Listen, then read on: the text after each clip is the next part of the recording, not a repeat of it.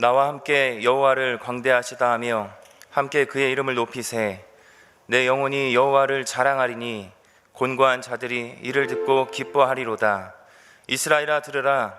우리 하나님 여호와는 오직 유일한 여호와이시니 너는 마음을 다하고 뜻을 다하고 힘을 다하여 내 하나님 여호와를 사랑하라. 아멘. 우리 전심으로 하나님 아버지께 찬양을 드립시다.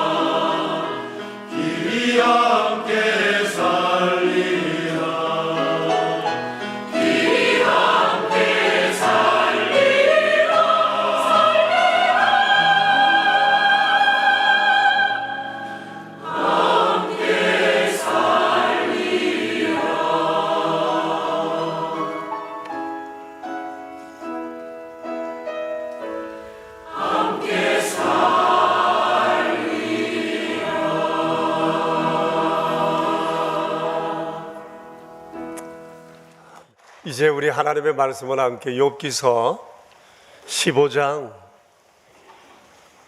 1절에서 16절에 있는 말씀을 보겠습니다. 금주 성경 일과 표 가운데 맨 서두에 있는 말씀입니다.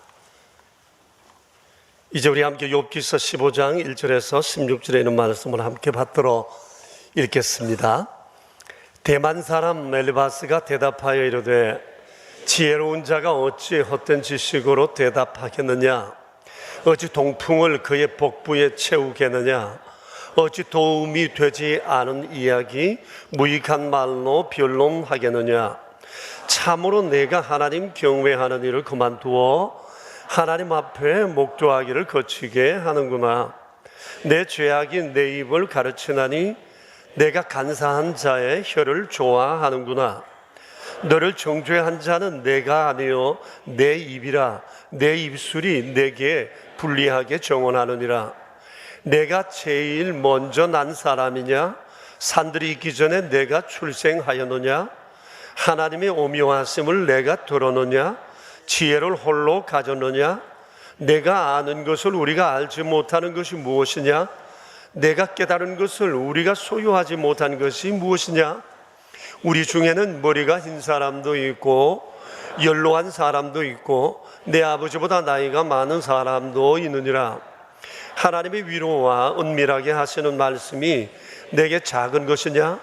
어찌하여 내 마음에 불편스러워하며 내 눈을 번떡거리며 내 영이 하나님께 분노를 터뜨리며 내 입을 놀리느냐? 사람이 어찌 깨끗하겠느냐? 여인에게서 난 자가 어찌 의롭겠느냐?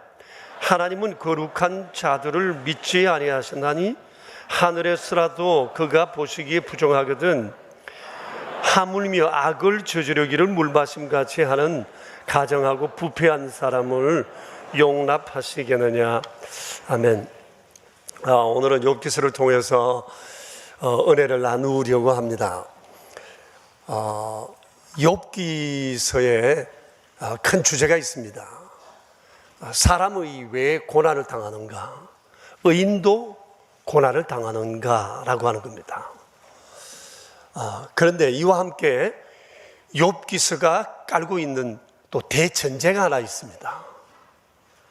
사람이 당하는 고난을 하나님 외에는 아무도 그 이유를 알지 못한다는 겁니다. 여러분, 욥기서를 볼 때 이 두 전제와 전제를 가지고 우리가 읽으면 욥기서가 많이 이해가 되고 훨씬 마음에 쉽게 와 닿으리라고 생각을 합니다. 자, 그런데 아이러니하게도 이런 대전제가 있음에도 불구하고 고난을 앞에 놓고 고난의 당사자인 욥과 또 제3자 욥의 친구들 사이에서 벌어지는 논쟁의 얘기가 욥기서에 가득합니다. 무려 욥기서 3장에서 37장에 이르기까지 솔직히 말하면 이 말싸움의 내용이 35장이나 성경에 기록되어 있다고 하는 얘기입니다. 이미 읽어보신 분들은 아시겠지만은 양쪽 다 왜 고난을 당하는지에 대해서 모릅니다.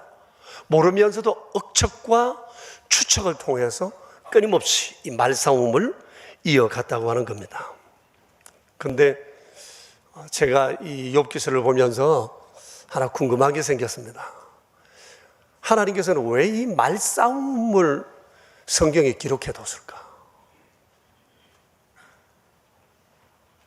하나님께서 이걸 기록해 두신 이유가 뭘까? 내용은 서로 주고받는 말싸움의 논쟁의 얘기인데 왜 이것을 성경에 기록해 뒀을까? 제가 욥기서를 읽으면서 알게 된 것은 이런 말싸움이 그때나 지금이나 여전히 세상 가운데 계속되고 있다고 하는 겁니다. 나중에 하나님께서 이들의 말싸움에 대해서 정리를 해 주십니다. 쓸데없는 소모적인 논쟁이었다고요. 그렇게 싸울 것이 아니라는 얘기를 하나님께서 38장부터 42장에 걸쳐서 말씀을 해 주세요. 그래서 하나님께서 이 말씀을 기록해 둔 것은 억척과 추측을 가지고 하는 이 싸움이 아무런 유익이 없다라고 하는 것을 우리에게 말씀해 주고 싶어서 그런 것이 아닐까 하는 생각을 해보았습니다. 사실 싸우고 논쟁하는 사람치고 말 못하는 사람은 하나 없습니다.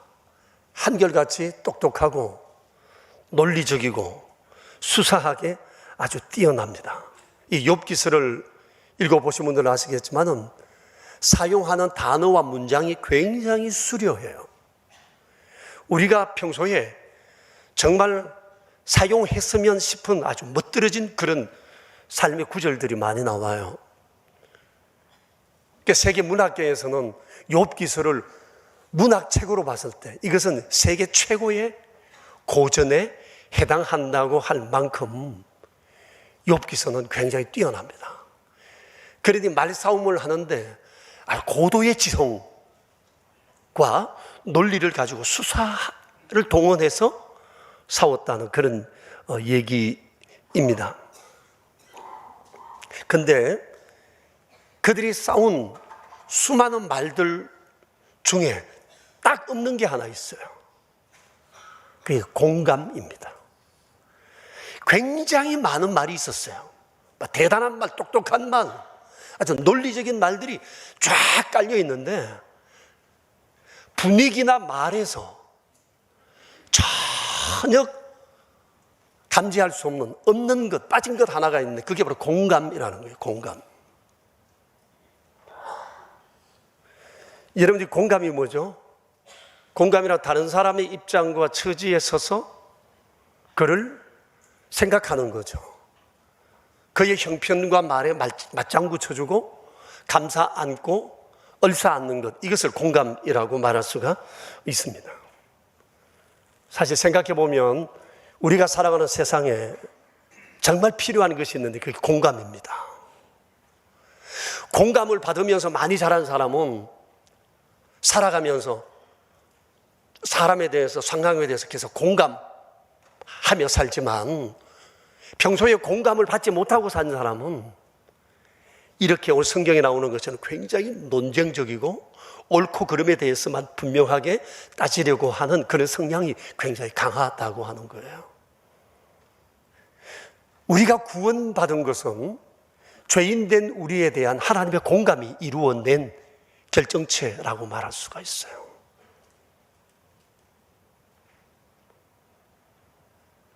하나님께서 우리의 죄를 사죄하신 것은 우리의 죄에 대한 하나님의 공감이 준 선물이라고 말할 수가 있어요. 기도의 응답이라고 하는 것은 우리의 어려운 형편에 공감하신 하나님의 선물이라고도 말할 수가 있어요. 그러다가 보면 우리의 삶은 항상 우리의 삶에 공감하시는 이 하나님의 은혜로 가득 채워진 인생이라는 거죠. 이런 공감 없인 우리는 살아갈 수 없는 존재입니다. 이렇게 하나님의 공감을 입은 우리가 오늘 이 세상을 살면서 해야 할 가장 중요한 일이 뭔고 하니 사람과 상황과 사건에 대해 공감하는 마음을 가지는 거라는 거예요. 욥기서에 없는 것 하나, 그들의 논쟁 중에 없는 것 하나, 그게 공감이었어요. 그래서 하나님께서는 싸우는 사람이 아니라 공감하는 자가 되라, 이것을 명령하는 것 같다는 감동을 저는 받고 오늘 이 말씀을 여러분과 함께 나누게 되었습니다. 이제 우리가 본문으로 들어가겠는데 본문 이 15장 역시도 공감은 찾아볼 수 없는 내용입니다. 엘리바스라고 하는 사람이 욥과 서로 대화하는 내용인데 엘리바스와 욥은 친구입니다. 그리고 오랫동안 사귀어 온 신앙의 동지입니다. 그런데 이 가까운 사이에 공감이 이루어지지 않았다는 것은 참 우리가 또 생각해 봐야 할 그런 부분입니다. 욥기서에는 이 엘리바스 외에도 욥의 친구가 세 사람 더 소개되어 있습니다. 이들은 어느 날 욥이 엄청난 고난을 당하고 고생한다는 얘기를 듣고 욥을 위로차 방문하게 되었습니다. 그리고는 의인도 고난을 당하는가라고 하는 이 문제를 놓고 욥과 함께 아주 치열한 논쟁을 벌이게 된 겁니다. 위로만 하고 갔으면 되는데 위로 온 사람이 욥과 말다툼 했다는 겁니다. 오히려 욥의 속을 벅벅 끓고 놓고 갔다는 얘기입니다. 그들이 논쟁하게 된 이유가 있습니다. 왜냐하면 평소에 욥은 의인으로 평가받고 사는 사람이었기 때문에 이런 욥과 같은 사람이 이런 엄청난 고난을 받았다는 것이 이해가 되지 않았기 때문이에요. 욥은 평소에 하나님께서 자랑하실 만한 그런 인품과 신앙을 소유한 사람이었습니다. 욥기서 1장으로 여러분 돌아가서 한번 보시면 욥의 면면에 대해서 성경은 이렇게 말씀하고 있습니다. 욥은, 제가 무작위로 말씀드리겠습니다. 욥은 온전하고 정직하여 하나님을 경외하고 악을 떠난 자다. 동방에 사는 사람 중에 가장 훌륭하여 하며 큰 부자다. 그리고 그는 아들 7과 딸 3을 두었는데 자식들도 믿음으로 잘 키웠고 자녀들도 아버지를 닮아 경건하게 살았다.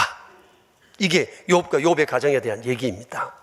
자, 그런데 여러분, 사람이 이렇게 잘나고 잘 살고 사회적으로 대단한 위치에 있으면서 이렇게 경건하게 믿음으로 살기란 쉽지 않다고 생각이 되어집니다. 그렇다고 볼 때 욥은 정말 훌륭한 믿음의 사람이요, 정말 A+ 신앙인이다, 그렇게 말해도 과언이 아닐 것 같습니다. 그런데 이러한 욥이 한순간에 재산을 다 잃고 금쪽 같은 아들, 딸, 자식 10을 잃어버리고 자기 몸은 병이 들어서 만신창이 되어 사람들이 알아보지 못할 정도가 되었습니다. 그리고 심지어 그의 아내는 이런 남편을 향해 아주 험한 말로 욕을 했습니다. 당신같이 믿음 생활 잘하는 사람 돌보지도 않으니 하나님, 그분 앞에 당신의 순전한 믿음을 지킬 거 뭐 있냐? 차라리 그분을 욕하고 죽어라. 이런 소식을 욥의 친구들이 듣고 막상 와서 욥을 보고는 이들이 너무너무 슬퍼서 울었습니다. 그리고 욥이 퍼질고 앉아있는 땅바닥에 같이 앉아서 일주일을 보냈다. 그 성경 욥기서 2장 마무리 부분에서 이런 말씀을 하고 있습니다. 욥이 자기를 위로차 찾아온 친구들과 함께 일주일 그저 말없이 그냥 지내고 있다가 욥이 입을 열고 친구들에게 자기 심경을 고백합니다. 친구니까 편하니까 마음에 있는 얘기를 쏟아냈습니다. 그 내용이 욥기서 3장에 나오는데 긴 내용을 다 말씀드릴 수 없지만 요약하면 이런 내용입니다. 3장을 여러분 눈으로 보시면서 한번 제 얘기를 들어보세요. 이런 얘기예요. 차라리 내가 태어나지 않았으면 좋았을걸. 내가 어머니 태 안에서 유산되었더라면 좋았을걸. 내가 태어나는 순간 죽었더라면 얼마나 좋았을까. 여러분, 사람이 얼마나 힘들었으면 이런 소리를 했을까요? 내가 세상에 빛을 보지 않았으면 얼마나 더 좋았을까. 이제 내가 음식을 앞에 놓고도 구미가 당기지 않고 탄식밖에 나오지 않고 내가 당하는 이 고난은 많은 물이 흐르는 소리와 같다. 내게는 평안도 없고 안일도 없고 휴식도 없고 불안하기만 하다. 욥은 지금 굉장히 허탈해해요. 자기의 고난 앞에서 너무 힘드니까 이유를 알지 못하는 고난 앞에서 너무너무 답답해했습니다. 친구들 앞에서 이렇게 자기의 마음을 솔직히 열어 보였는데 친구들의 반응이 아주 의외였습니다. 욥은 친구들이 공감해 줄 줄 알았습니다. 그런데 갑자기 친구들은 모두 사자처럼 돌변해서 욥을 공격하기 시작을 했습니다. 그 선두에 엘리바스라는 사람이 있었어요. 15장에 나오는 이 엘리바스가 제일 먼저 입을 열었습니다. 4장과 5장에 바로 이 엘리바스라는 사람이 욥을 향해서 비난하며 사정없이 퍼부어댔습니다. 이 내용을 다 읽을 수가 없으니까 그 중에 한 부분만 우리가 찾아서 봅시다. 4장 7절에서 9절을 한번 보세요. 그가 이렇게 얘기를 합니다. 욥에게 생각하여 보아라. 죄 없이 망한 자가 누구냐? 정직한 자의 끊어짐이 어디 있느냐? 내가 보건대 악을 밭갈고 독을 뿌리는 자는 그대로 거두나니 다 하나님의 입 가운데 멸망하고 그의 콧김에 사라진다. 여러분, 이거 얼마나 모질고 무서운 얘기입니까? 아주 직선적으로 얘기한 거예요. 자기 마음에 있는 얘기를, 너는 아주 악하고 독한 것을 뿌렸기 때문에 하나님으로부터 마땅히 이런 보응을 받는다는 얘기입니다. 친구들의 이런 의외의 반응에 욥이 굉장히 놀랐을 것 같습니다. 멀리서 자기를 찾아온 친구들은, 다른 사람은 몰라도 친구들은 이러지 않을 줄 알았는데, 친구들이 자기에게 막 이 엄청난 공격을 퍼부어대고 비난하니까 너무너무 놀랐어요. 그래서 욥이 말합니다. 6장 3절을 보시면 뭐라고 그래? 맞다. 내가 경솔했다. 그러면서 5절에서는 이렇게 얘기를 해요. 그런데 들나귀가 풀이 있으면 어찌 울겠으며 소가 꼴이 있으면 어찌 울겠느냐. 그러다가 25절에서 이렇게 하소연합니다. 옳은 말이 어찌 그리 고통스러운고. 옳은 말이 어찌 그리 고통스러운가. 너희들의 말이 다 맞는데, 일리가 있는데 내게는 왜 위로가 되지 않고 더 힘들지? 왜 고통스럽지? 라고 욥은 지금 얘기하고 있는 겁니다. 친구들 역시도 다 욥을 생각해서 한 말인데, 그래서 친구니까 내가 네게 이 말을 한다라고 솔직하게 직선적으로 얘기해 줬는데, 그 솔직한 말이, 그 옳은 말이, 바른 말이 틀리지는 않는데 그 말이 위로가 되지 않고 힘들다는 거예요. 고통스럽다는 겁니다. 옳은 말이 어찌 내게 고통스러운가. 여러분, 말이라고 다 말은 아니에요. 말도 말다름입니다. 사람을 살리는 말이 있고 죽이는 말이 있습니다. 이 친구들의 이 말은 욥을 정말 사정없이 더 죽이고 더 큰 고통 가운데로 빠뜨리는 것이었습니다. 그럼에도 불구하고 이 엘리바스라는 친구는 이 뒤에도 두 번이나 더 아주 심하게 욥에게 얘기를 하는데, 오늘 본문인 15장은 그가 얘기한 세 번의 얘기 가운데 두 번째 얘기입니다. 한번 보실까요? 이 내용은 앞에서 4장, 5장에서 얘기한 것보다도 비난의 강도가 훨씬 더 강합니다. 보십시오. 2절과 3절을 보십시오. 이거 무슨 내용이죠? 헛된 지식, 도움되지 않는 얘기, 변론, 이 얘기가 뭔고 하니 너는 궤변자라는 겁니다. 말도 안 되는 것을 자기 나름대로 논리를 만들어 말하는 궤변자라는 거예요. 4절을 보세요. 무슨 얘기입니까? 너는 스스로 하나님을 경외한다고 말하지만 너는 실은 신앙에서 떠난 사람이다. 믿음 없다. 5절은 너는 간사한 혀를 가진 사람을 좋아하고 네게 와서 그런 말을 해주기를 좋아하는 너 역시 간사한 사람이다. 6절, 우리를 탓하지 마라. 내 말이 너를 정죄하고 있다. 그리고 7절부터 10절은 이런 내용입니다. 넌 참 건방진 놈이다. 혼자 다 아는 척, 신령한 척 다 한다. 우리 중에 너보다 나이 많은 사람들이고 네 아버지 뻘 되는 사람들이고 머리가 흰 사람도 있는데 네가 우리에게 가르치려 들다니 넌 참 건방진 놈이다. 그리고 11절부터 14절을 보실까요? 특별히 12절부터 이렇게 얘기를 합니다. 왜 하나님께 불만스러워하느냐? 왜 하나님께 눈을 번뜩거리느냐? 왜 하나님께 분노를 터뜨리며 함부로 입을 놀리느냐? 내가 어찌 스스로 의롭다고 말하느냐? 그리고 15절을 보세요. 하나님 보시기엔 넌 부정한 인간이다. 그리고 16절, 너는 가정하고 부패한 사람이다. 여러분, 기가 막힌 얘기 아닙니까?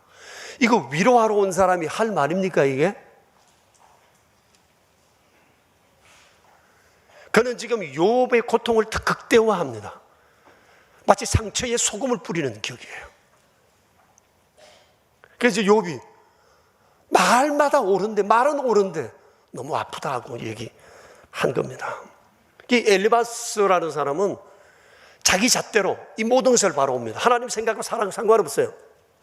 왜 고난을 당하는지 모르지만 억측과 추측을 통해서 욥을 비난하고 정죄했던 겁니다. 친구니까 말해준다, 직선적으로 얘기를 해주었습니다. 친구의 아픔을 감싸주거나 품어주지를 못했습니다. 다른 친구들 역시 마찬가지였습니다. 비슷한 논리로 욥을 공격했습니다. 그 어느 누구도 욥의 현 상황에 공감해 주지를 못했습니다. 여러분, 이제 여러분 계속 욥기서를 읽어보세요. 친구들의 얘기가 구구절절 옳습니다. 모두 다 일리가 있습니다. 옳은 얘기입니다. 그런데 욥에게는 위로가 되지 못했다는 것을 우리가 기억해야 합니다. 여러분, 옳은 말, 바른 말 다 좋아요. 그런데 그 옳은 말이 사람을 더 고통스럽게 할 수도 있다는 걸 잊지 말아야 합니다. 옳은 말, 바른 말이라고 해서 사람을 살릴 수 있는 게 아니에요. 사람을 세울 수 있는 게 아니라는 거죠. 그것이 오히려 사람을 죽일 수도 있고 아프게 할 수도 있고 더 큰 고통 속으로 빠뜨릴 수도 있다고 하는 겁니다. 그래서 주께서 하시는 말씀이 이겁니다. 이런 싸움을 왜 하느냐는 거예요. 이게 어떻게 대화냐는 거예요. 왜 친한 사람들끼리 이렇게 살아야 되느냐는 겁니다. 그래서 하나님은 싸움박질한 내용을 오늘 성경에 기록해 두신 거예요. 남의 얘기할 것 아니고 돌아보면 우리 자신도 이런 삶을 살아온 날들이 너무 많았습니다. 말의 실수가 많았고, 판단의 실수가 많았고, 생각의 실수가 많았고, 관계의 실수가 참 많았던 사람들입니다. 엎어진 것 되돌릴 수 없지만, 주워 담을 수 없지만, 내 나름대로는 그 당시에 최선을 다해서 옳은 말하고 바른 말 해준다고 했는데 그게 내 주변 사람들을 더 아프고 힘들게 했어요. 이런 씨앗들이 어디서 떨어져서 자라 나쁜 열매를 맺었을는지 정말 알 수가 없는 겁니다. 지금도 우리는 이 나이에 가슴을 치며 다시는 내가 이런 실수를 범하지 않으리라 말하면서도 여전히 우리는 그 실수를 행하고 있을 때가 많습니다. 저 역시 그렇습니다. 저 역시 참 이 공감을 잘하지 못하는 사람 중에 하나예요. 특히 가까운 사람들에게, 가족들에게 그럴 경우가 있었습니다. 요즘은 많이 사람이 변하고 있습니다만은 전에 실수가 참 많았습니다. 제 아내한테 물어보면 살아봐라 그런 얘기를 잘 한답니다만도 뭐 제가 그 말에 부인하지는 않습니다. 그래도 저희 집에서 제 아내는 제일 약한 사람이니까 저는 늘 제 아내에게는 오냐오냐 하는 편입니다. 그런데 아이들에게는 그러지 못할 때가 종종 있었습니다. 특히 애들 공부할 때, 학교 다닐 때, 그리고 직장에 막 처음 들어갔을 때 그러질 못했어요. 아이들이 이제 얘기하던 중에 직장 생활 하던 얘기가 나오잖아요. 뭐 회사 가서 좀 아빠 좀 뭐 이런 일도 있고 이런 사람도 있고 좀 어려웠다. 그러면 제가 애비로서 야 힘들었겠다. 그 새끼 참 희한한 놈이네. 이렇게 한 마디 딱 했으면 애가 막 마음이 다 풀렸을 텐데. 야 월급 받고 일하는데 그 정도 어려움이야 다 있는 거지. 인생은 그런 거야. 그러면서 배우는 거야. 꿋꿋하게 서. 그러면 웃을 날도 있을 거야. 만나면 이런 얘기를 하면 이렇게 자꾸 교훈 쪽으로 얘기를 해주려고 했다는 겁니다.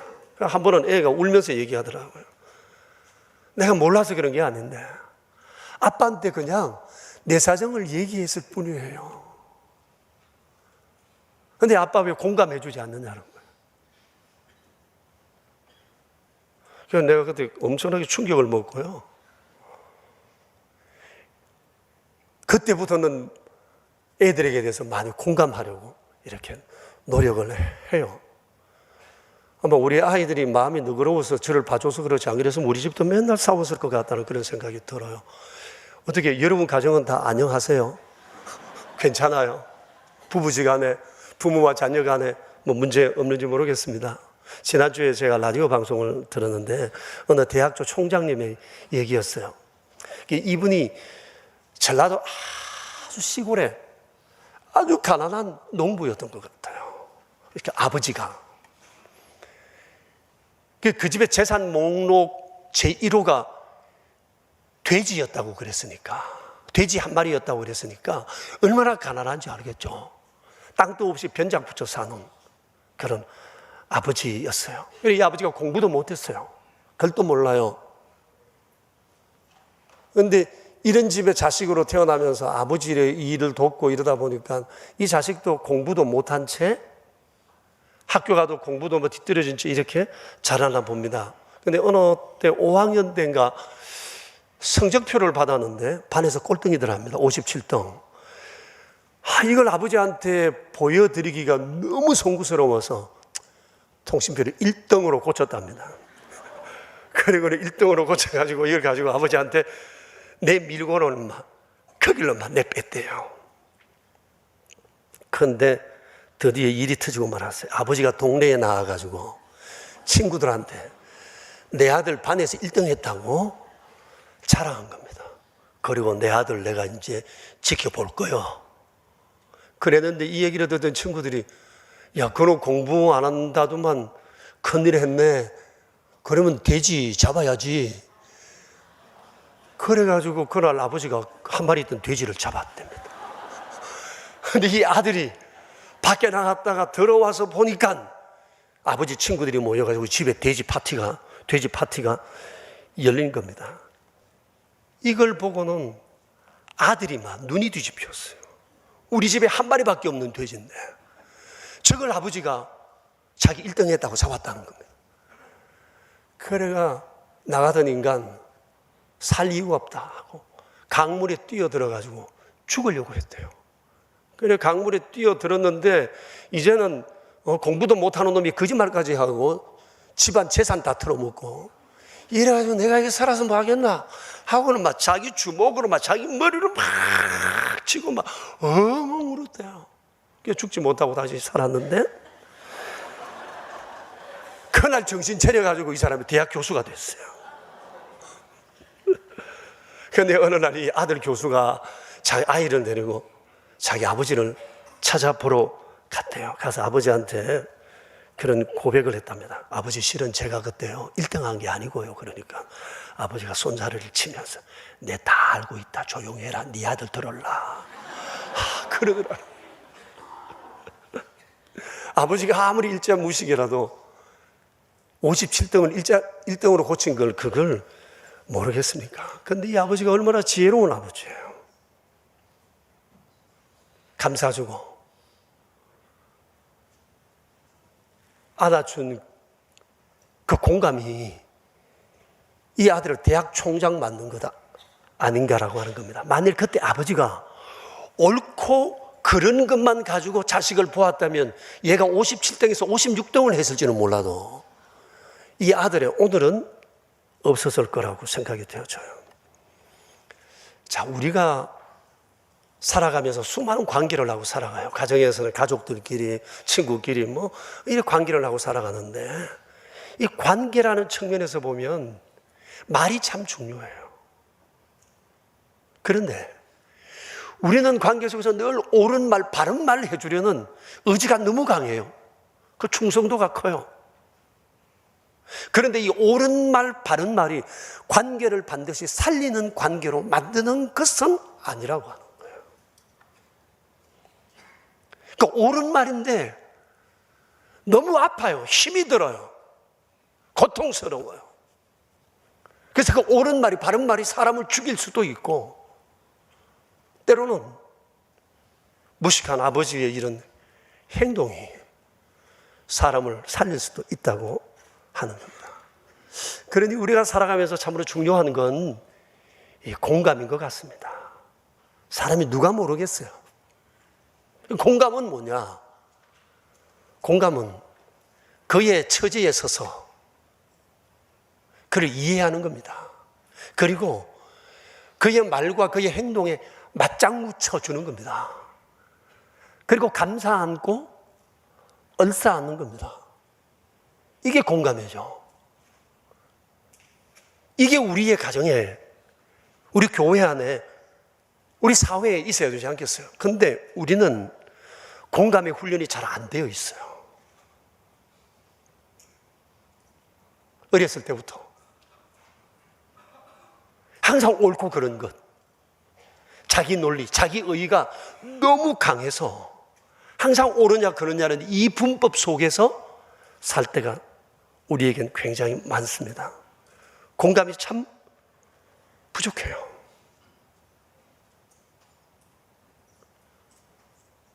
정말 훌륭한 리더는 어떤 사람인가?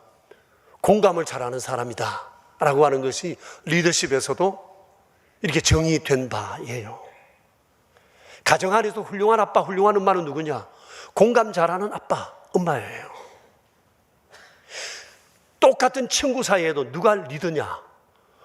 공감력이 큰 사람이 리더예요. 다른 거 아니에요. 공감이 큰 사람은 그 친구가 이 친구를 따라요. 큰 소리 치고 힘세다고 그가 리더가 아니라는 거죠. 몇 사람만 모여도 리더는 눈에 탁 띄어요. 많이 배운 게 아닙니다. 아버지 뒷배경 좋은 게 리더가 아니에요. 공감성이 있는 사람이 리더예요. 틀림없이 그 사람은 리더가 된다는 얘기죠. 저 지난주인가요? 연세대학교 정과리 교수가 신문에 기고한 글을 보았어요. 그분은 우리 사회가 극복해야 할 폐단에 대해서 이렇게 얘기를 했습니다. 나는 옳고 너는 틀렸다는 독선과 순수주의, 이것이 우리 사회의 가장 큰 폐단이라고 그랬습니다. 나는 순수해요. 근데 자기 눈엔 다른 사람은 다 비순수해요. 그러니까 나는 항상 옳아요. 나는 틀리지 않아요. 그래서 자기 주장이 강해요. 자기 주장을 받아들이지 않으면 독선을 부려요. 고집해요. 상황을 물리적으로 이렇게 자기식으로 만들어 가려고 하는 거죠. 정과리 교수의 얘기가 또 이겁니다. 나는 틀렸다는 생각을 하지를 않는다는 겁니다. 그래서 내가 선택하면 어떤 것을 해도 옳다, 이런 생각이 우리 사회에 가득하다고 하는 얘기입니다. 여러분 어떻게 생각하세요? 사실 그렇지 않나요? 우리가 살아가고 있는 사회 공동체를 한번 생각해 보세요. 그리고 우리 가정을 한번 생각해 봐요. 어떻습니까? 정과리 교수의 얘기가 상당히 일리가 있다는 그런 생각입니다. 근데 이게 너무 위험한 생각이잖아요, 이 얘기. 나는 옳고 너는 틀렸다는 이 독선, 순수주의. 여러분, 사람이 하나님도 아는데 어떻게 항상 옳을 수 있어요? 그래서 다툼이 끊이지 않는 것 같습니다. 만일 가정이 이렇다면 그 가정 편할 리가 없습니다. 아무리 돈이 있고 집이 넓어도 그 가정 편하지 않습니다. 교회 소그룹이 그렇다면 그 소그룹 안 편합니다. 나라도 마찬가지라고 생각합니다. 그래서 두 사람만 모여도 필요한 게 공감입니다. 공감. 공감해 주는 사람이 큰 사람입니다. 그 사람이 어른입니다. 이건 중요한 얘기입니다. 자, 욥의 친구들 보세요. 그들 하나같이 똑똑하고 아는 것도 많고 말도 잘하고 옳고 그름에 대해서 분명하지만 그들에게 없는 게 하나 있었어요. 공감이에요. 그들은 공감을 잘 하지는 못했다고 하는 얘기입니다. 그랬구나, 힘들겠구나, 나 같아도 그랬겠다, 네 말 충분히 이해한다, 그렇겠구나, 구나 이 용법, 이 화법, 이건 너무 중요해요. 공감에 있어서 매우 중요한 용어이기 때문에 그렇습니다. 특히 고난당하는 사람, 고통 속에 있는 사람, 갑자기 삶이 무너진 사람에게 가서는 충고해 줄 이유가 하나 없어요. 옳은 말이 필요한 게 아니에요. 바른 말이 필요한 게 아니에요. 정반합적인 얘기가 필요한 게 아닙니다. 그에게는 옆에 가만히 있으며 공감하는 겁니다. 그렇겠구나, 힘들겠구나. 제가 지난 한 주간 한경직 목사님, 벌써 소천하신 지 오래되셨지만 서울영락교회 한경직 목사님을 많이 생각했습니다. 한경직 목사님의 특징을 여러 사람들이 얘기하지만 제가 볼 때 한 목사님은 공감을 참 잘하는 분이세요. 우리 교회 개척하고 난 다음에도 1년에 한두 번씩 한 목사님 찾아뵙고 우리 교회 도운 용락교회 소그룹과 함께 늘 찾아뵌 적이 있거든요. 가서 거기가 소풍하고 뭐 음식 먹고 한 목사님 예배 인도하시고 돌아가면서 전부 다 성경 한 구절씩 암송하라고 그래서 선생님 앞에 선 학생처럼 암송도 하고 뭐 그랬던 기억들이 있어요. 그런데 한 목사님이 참 잘하시는 것이 공감이에요. 화법이 언제나 그랬어요. 이렇습니다. 얘기를 들으시면 항상 맞장구를 치세요. 그래. 그렇구만. 알겠어. 서로 충돌하는 두 사람이 한 목사님 가서 얘기를 해도 이 사람 얘기 들으면서 그래. 그렇구만. 알겠어. 그래. 그렇구만. 알겠어. 그래서 한 목사님이 일을 처리하는 건 좀 늦어요. 늦으신데 평화로워요. 한 목사님 평생 그렇게 사셨어요. 그렇게 사시다 천국 가셨습니다. 저는 그분이 역시 인생의 고수라고 생각이 되어져요. 공감, 이건 너무 중요해요. 로마서 12장 15절에 이런 말씀이 있습니다. 즐거워하는 사람과 함께 즐거워하고 우는 사람과 함께 울라. 쉽지 않지만 공감 훈련을 우리가 끊임없이 해야 합니다. 이것이 내가 살고 가정을 살리고 공동체를 살리는 매우 중요한 삶의 요소라는 것 우리 잊지 말았으면 좋겠습니다. 우리 함께 기도하겠습니다. 한번 자신을 돌아봤으면 좋겠습니다. 요업의 친구 같은 이런 유형의 삶을 살지는 않았는지요? 정과리 교수가 얘기한 그 지적이 나를 향한 지적인 것 같지는 않습니까? 아니면 한경직 목사님처럼 늘 공감하시는 이런 삶을 사셨나요? 공감의 여부가 오늘의 내 삶의 분위기, 내 가정의 분위기, 내 공동체의 분위기를 결정했다고 보면 될 것입니다. 어떻게 살아야 할지 다시 한 번 더 우리 결심하고 기도했으면 좋겠어요. 합심해서 우리 기도하며 주께 나아갑시다. 하나님 아버지, 참 연약하고 부족한 저희들입니다. 아는 것은 많은데 배운 것도 많은데 머리는 굵었는데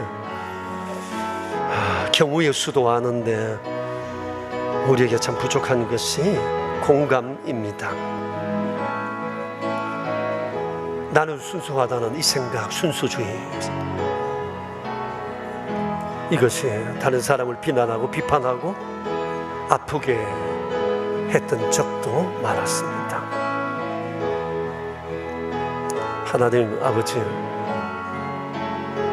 저희에게 공감의 마음을 주십시오. 공감할 수 있는 자 되게 해주십시오. 공감 인생 되게 해주십시오.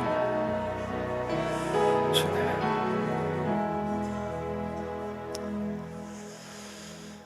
그렇습니다. 주님, 우리의 삶에 참으로 필요한 것이 공감입니다. 세상에 나 혼자뿐이라면 그럴 이유 없지만 내 옆에 단 한 사람만 있어도 참으로 필요한 것은 지식이 아니라 옳고 그름이 아니라 공감이라는 사실은 우리는 다시금 깨닫게 되었습니다. 욥과 욥의 친구들 사이에 말의 성찬은 너무나도 많이 베풀어졌습니다. 똑똑한 소리, 세상에 있는 모든 지식이 다 동원된 어느 구사가 있었으나 그 어디에도 공감은 없었습니다. 그래서 아픔과 상처만 남았습니다. 말은 옳은데 왜 내가 이렇게 고통스러운가, 이 탄식이 나올 수밖에 없었다 생각합니다. 주님, 우리 가정도 이것저것 있습니다. 집도 있고 돈도 있고 배울 만큼 배웠고 알 만큼 알고 경험도 있습니다만은 돌아보면 우리 가정에 참 부족한 것이 공감이 아닌가 생각합니다. 우리 교회 소그룹, 우리나라 우리 사회 곳곳에 정말 절실한 것이 공감이라 여겨집니다. 오늘 주님은 말싸움한 내용을 우리에게 쫙 가르쳐 주시면서 이들이 똑똑한 하나 없는 것 공감이다. 우리 명선의 가족들에게 공감 인생 되라고, 공감을 훈련하시라고 오늘 이 말씀 우리에게 주셨다 생각합니다.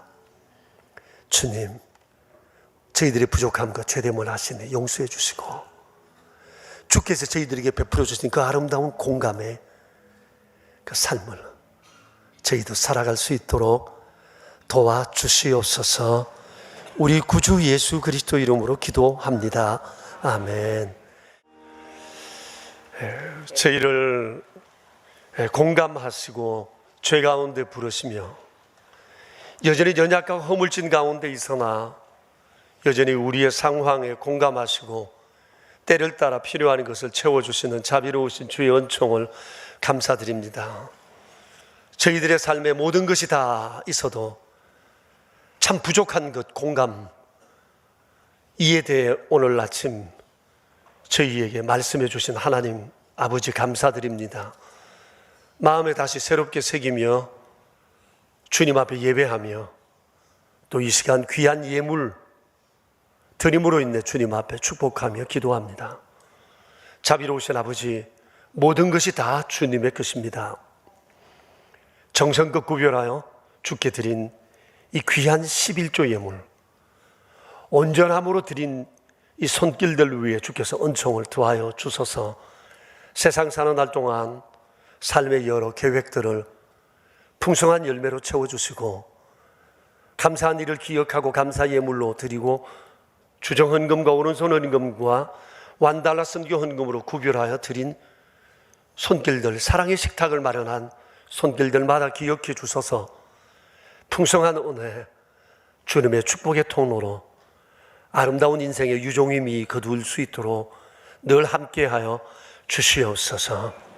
우리 구주 예수 그리스도 이름으로 기도드리오며 이제는 만왕의 왕 되신 주님 예수 그리스도의 은혜와 하나님 아버지의 크신 사랑과 성령님의 교통하심이 모인 저희 무리들과 명선의 모든 가족들과 주님의 몸 되신 교회 위에 이제로부터 영원히 함께 계시옵기를 간절히 축원하옵나이다. 아멘.